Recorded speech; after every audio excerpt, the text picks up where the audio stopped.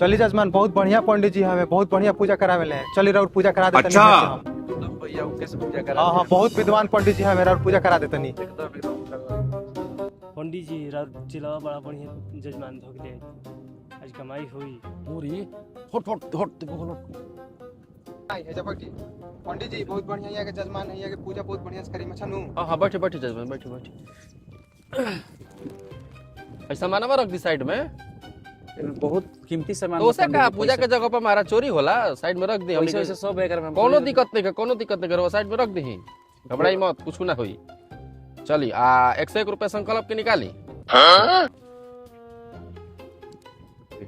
चली ली है चंदन करी टीका